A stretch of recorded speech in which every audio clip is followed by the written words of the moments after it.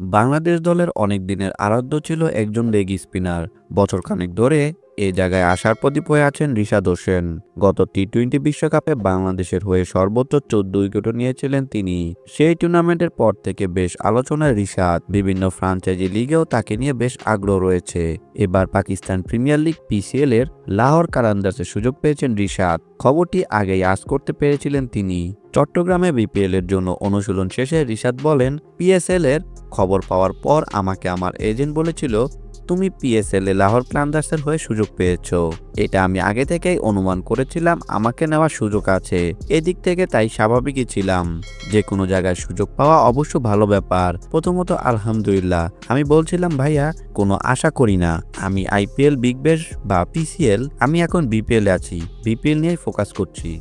যখন ওটা আসবে আমি দেখব চেষ্টা করে। এর আগে রিশাদ সুযোগ পেয়েছিল বিগ ব্যাশের দল হোবার্ট হ্যারিকেন্সে, তবে বিপিএলে তার ব্যস্ততা ছিল ফরচুন বরিশালে। এজন্য শেষ অবধি আর যাওয়া হয়নি।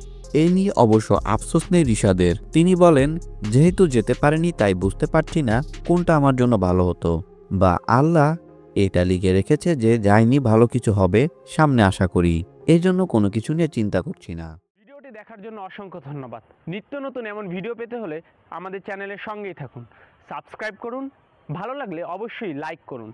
ভিডিও সম্পর্কে যে কোনো মন্তব্য করতে পারেন আমাদের কমেন্ট বক্সে। ধন্যবাদ।